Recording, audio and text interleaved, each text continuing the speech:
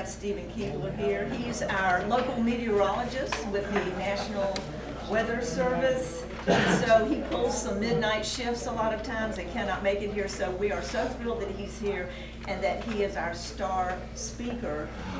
Help me welcome Stephen Keebler to the lectern.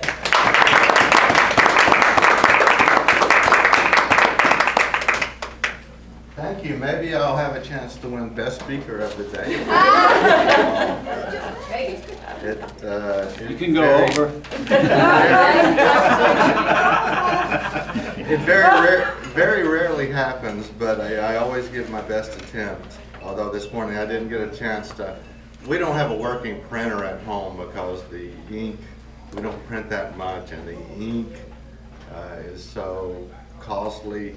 So I tried to get I meant to get an introduction typed out yesterday at work, but I got back too late. So my introduction will have to, introduction to my speech will have to suffice for the introduction that you would have introduced me with.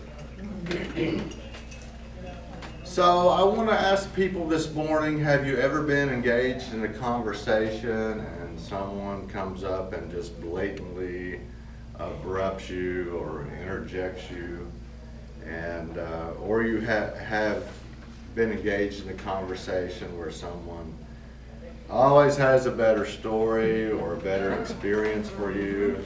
I think we've all been there and done that. Or the conversation in your work environment, or maybe your home environment, or any other environment is just plain has a negative connotation to it. So all of these things we're going to talk about and a few more this morning, and these are conversation mistakes and conversation faux pas, if you will. And we'll identify some of these, we'll talk about these and a few others, and more importantly, look at why people seemingly keep making these mistakes. So, without further ado, we'll talk about the first one, and it's called, there are many of these, and like listening skills and other things that you can do an entire speech on or a seminar on. But the first one is called one-upping. Does someone know what one-upping is? So, what is... One-upping is when you're talking to your mother and she tells you about somebody else that had something bigger or better. Exactly. So you're engaged in a conversation with your family, your friends, or at a party, and no matter what your experience, no matter what your travel, what your accomplishments, they've always got a better story than you have. So it's called one-upping. So they kind of diminish your importance, and you know their experiences take precedence. However, if you want to give, I want to leave this speech with a positive connotation. If you want to give someone the benefit of the doubt, they are just trying to possibly relate their experiences to you. So, again, if you want to give someone the benefit of the doubt, that's possible. But we all know that there's people that are going to one-up you in every situation. Travel, accomplishments, family, anything else. So there's plenty of those people out there. The second one is bragging. Now, we all know our share of braggers out there, unabashed braggers that they're always pounding their chest about their accomplishments at work, their accomplishments, their family, accomplishments, and any other accomplishments they may have, their career accomplishments.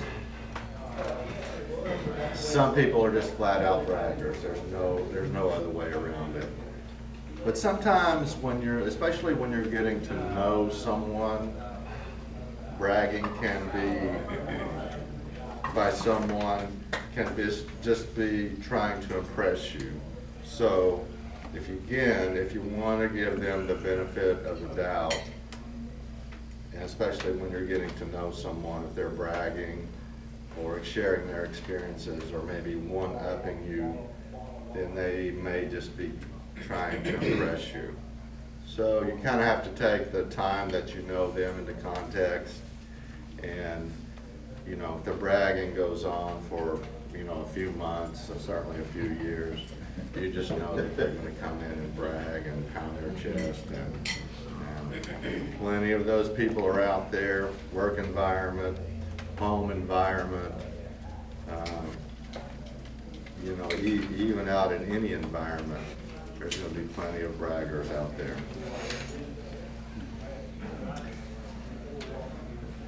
Here's one that is prevalent in our office and probably prevalent in your environment, your office, possibly your home, possibly your family, is over-relying on negative subjects to keep the conversation going. So in our office, I can speak that we have several people who, if they're not complaining, they're not talking about someone else, they are, you know, the conversation's pretty quiet and pretty awkward. Try to get the radio going, but they don't want the radio going because they can't hear people hear them complaining. So it's you know, a negative conversation is okay every now and then, but there are long-term effects that you can get into those habits, and your conversation can always be dominated by negative thoughts, gossip, and you can fall into that habit very, very easily. Finally, one that really bugs me, even as a scientist. Scientists, you know, want specific data, they want the right data, they want their studies to be right and everything, but it just drives me bonkers. Correcting people pointlessly, you know, when something really doesn't matter. I mean, everything matters, but some things matter more than others, you know, and, you know, just sometimes pointlessly correcting people, it just gets over the top. And yeah, again, if you want to give those people the benefit of the doubt, that's their personality makeup, that's their logical thinking, but also they need to take into the other account that the other person is not that receptive of that, and try to make a happy medium of it. And it just drives me bonkers. Even I'm a scientist myself, and I say, walk away. You know, if you meet a scientist and you're interested in that person, run away. Don't walk away. Run away fast. If you don't want to be pointlessly corrected. Lastly, why do we make these mistakes? Some bad habits are common in certain situations. If you're at a party, a sporting event, interrupting or being loud is going to be probably acceptable. You know, that's just the way it is. Some of these mistakes or faux pas in certain cultures are accepted, and so we have to keep that into consideration. We're not just living here, you know, in our own world in the United States. You go across seas, or even if you go across different parts of the country, some of those things are more accepted than others. So in conclusion, these are just a very few of the common conversation mistakes. There's a whole litany of conversation mistakes, listening skills, that you can do a whole presentation or a whole seminar on those. You know, cutting off conversations too quickly or changing gears too quickly. There's a whole list of them, so we've just touched on the surface, and I hope in the future we can visit some more of these, especially listening skills, because they're so important. Finally, I want to say we're all guilty of all of these, myself included, in the office. And it's just to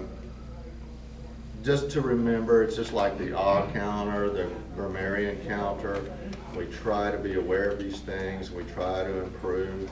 It's never going to be a perfect world, but try to be, cognizant of these things and some other conversation mistakes. And just like our Oz and grammarian counter, and it's always a work in progress, and try to keep working on it. So, Great. thank you very much.